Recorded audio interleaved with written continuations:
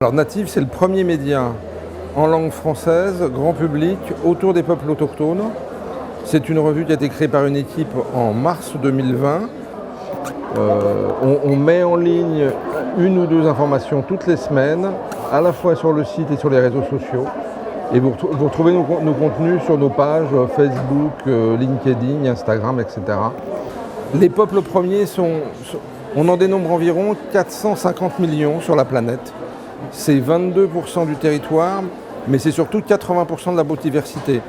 On pourrait définir les peuples premiers par des peuples ancrés sur des territoires depuis longtemps, soit des territoires qui sont des territoires ancestraux, qui leur appartiennent depuis des milliers d'années, soit des territoires où ils ont été déplacés. On connaît les histoires en Amérique du Nord d'Indiens qui ont été déplacés sur des territoires. Mais voilà, c'est des peuples qui occupent historiquement des territoires, qui pour la plupart vivent leur tradition depuis des millénaires.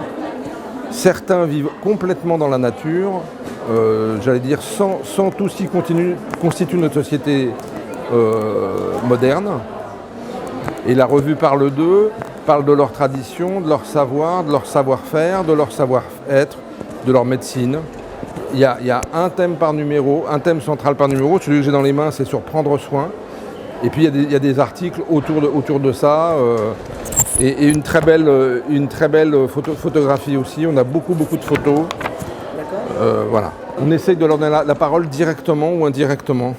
Et comment ça se passe en fait les contacts? Vous êtes en contact avec on est en contact certaines fois avec des autochtones, d'autres fois avec leurs représentants, d'autres fois avec des gens qui les connaissent depuis de très longues années, des responsables d'associations qui les accompagnent, des anthropologues, des écrivains qui ont été à leur rencontre, etc.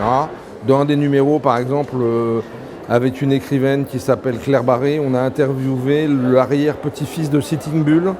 Ça va parler à tout le monde, Sitting Bull, hein, voilà. On organise et on participe aussi à des événements, des conférences, des ateliers. Hier soir, j'étais à Toulouse avec une chamane Touva et on organisait une conférence avec elle, etc.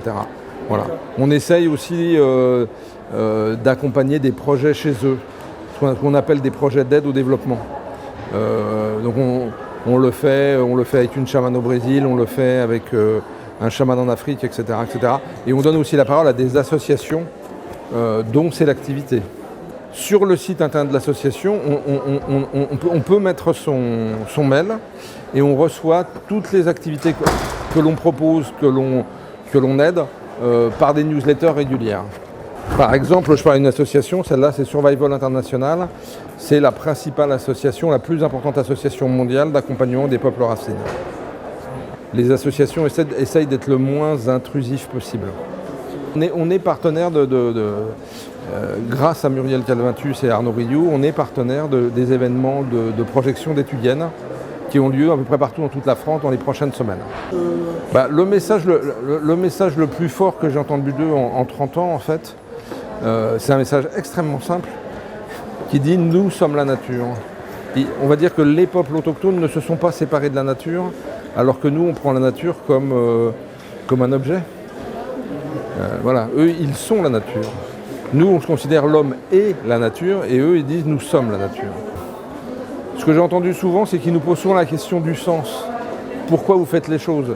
Et ils ne voient pas du sens dans notre activité qui est extrêmement active autour de la destruction de l'environnement.